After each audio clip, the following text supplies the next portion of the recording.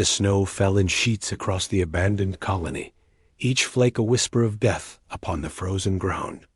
Elara stumbled through the white wasteland, her child pressed against her chest beneath layers of tattered fabric. The infant had stopped crying hours ago, which frightened her more than the screams ever had. The invasion had come without warning. The Vyric Empire descended upon the settlement like locusts, their weapons turning homes to ash and families to memory.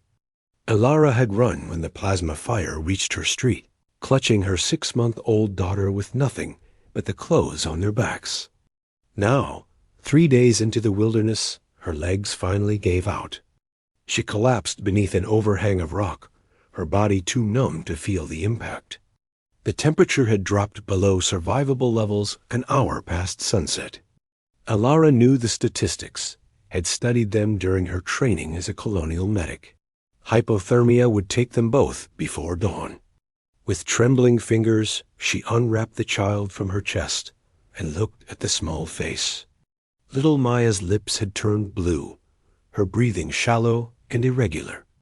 Elara pulled her daughter close, wrapping every piece of cloth she possessed around the tiny body. She sang softly, an old earth lullaby her grandmother had taught her, though her voice cracked and failed. When the cold became too much, Elara lay down on her side, curling her body around Maya in a final attempt to share what little warmth remained.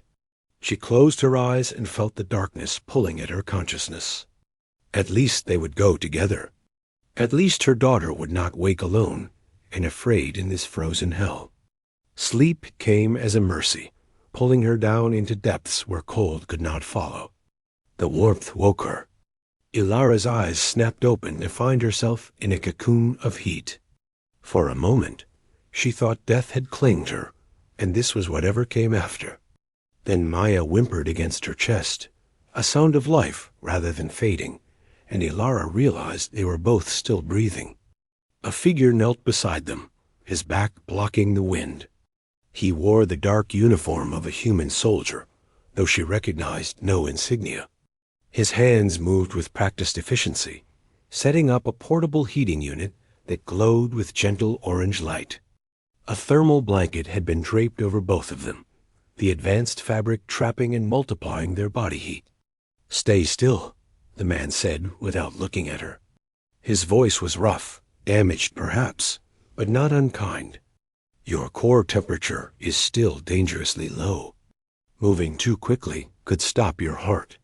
Elara tried to speak, but managed only a rasping sound.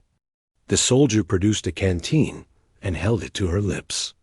The water was warm, almost hot, and it burned beautifully down her throat. "Small sips," he instructed. "Your body needs to remember how to process warmth." Maya began to cry, a weak mewling that was nonetheless the most beautiful sound Elara had ever heard. The soldier glanced at the child, and for just a moment, something crossed his face that might have been pain. "She needs food," he said, pulling a military ration pack from his gear. "This has supplement powder safe for infants. Mix it with warm water." He demonstrated the process, his large hands surprisingly gentle as he prepared the mixture. "Can you hold her to feed?" Elara nodded, accepting the bottle. Maya latched onto it desperately, and color began to return to her tiny cheeks. The soldier turned his attention to expanding their shelter, using equipment Elara had never seen before. Within minutes, he had constructed a small dome around them, the walls somehow generating warmth from the air itself. "Who are you?" Elara finally managed to ask. The soldier was quiet for a long moment, adjusting the heating unit. "Name's David, Lieutenant, Earth Defense Corps, though I don't suppose that means much out here.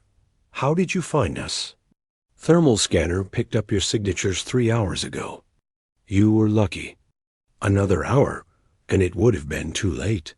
He sat back on his heels, watching Maya drink. "The Vyric hit your settlement?" Elara nodded, not trusting her voice. "They hit 7 colonies in this sector. I've been tracking their retreat pattern, looking for survivors." His jaw tightened. You're the first I've found alive." The words hit like a physical blow. Alara thought of her neighbors, the family she had treated, the children who played in the settlement square. All gone. She looked down at Maya, tears freezing on her cheeks before the dome's warmth could melt them. "Why?" she whispered. "We had nothing they wanted. Just farms and research stations." "Because they can," David replied, and the bitterness in his voice spoke of experience. "The Varric don't need reasons beyond that. They consider us insects to be swept aside."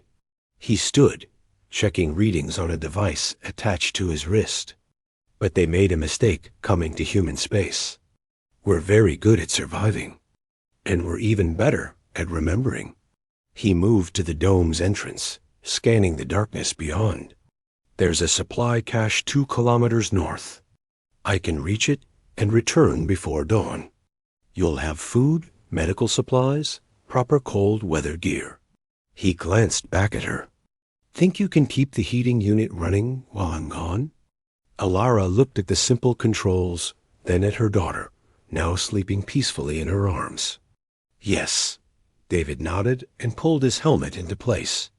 "If anything happens, if anyone approaches besides me, there's a weapon under the thermal blanket. Point and squeeze. The targeting computer does the rest." He paused at the entrance. "I'll be back. I promise." Then he was gone, swallowed by the snow and darkness. Alara sat alone with her daughter, the dome's warmth slowly chasing the death from her bones. She found the weapon David had mentioned, a compact plasma pistol far beyond civilian grade. The fact that he had left it with her, trusted her with military hardware, spoke volumes about the desperation of their situation. Hours passed. Maya slept, her breathing steady and strong. Alara dozed fitfully, jerking awake at every sound. When the dome's entrance finally opened, she had the pistol halfway raised before recognizing David's silhouette. He carried 2 large packs, both stuffed with supplies. "Good," he said, seeing the weapon in her hand. "You stayed alert." He set down the packs and began sorting through them. Food concentrates, water purification tablets, medical kit, thermal clothing for both of you, and a communication beacon. Beacon? There's an Earth defense fleet 3 days from here. They're evacuating survivors to the core worlds. I'll get you to the pickup point." He pulled out a small uniform, sized for an infant, with built-in heating elements. "For your daughter. It'll keep her warm even in vacuum, if necessary." Alara took the tiny uniform, overwhelmed. "Why are you doing this? You could move faster alone." David stopped sorting supplies and looked at her directly for the first time. His eyes were older than his face, carrying weight she recognized from her own mirror in the days before the invasion. "I had a family," he said quietly. "A wife and a son. The Varric hit our station when I was off-world. By the time I got back, there was nothing left to save." He returned to the supplies, his movements mechanical. "I can't bring them back. Can't undo what happened. But I can make sure you and your daughter don't end up as names on another casualty list." Alara felt tears welling again, but this time they came with something else. Hope, perhaps, or the memory of what hope felt like. "Thank you," she said, the words inadequate, but all she had. David nodded once, accepting her gratitude with the same efficiency he applied to everything else. "We leave at dawn. It's a hard journey, but we'll make it. Humans are stubborn like that." He almost smiled. "The Varric think they can scare us into submission, think one attack will break our spirit. They don't understand what we're capable of when someone threatens our children." He activated his wrist device, and a holographic map appeared in the air between them. "This is our route. The beacon will activate when we're within range of the fleet. Until then, we move quietly and carefully." His eyes met hers again. "Your daughter will see Earth, Alara. She'll grow up under blue skies, not in some frozen wasteland. I give you my word. Elara looked down at Maya, sleeping peacefully in her arms, warm and safe.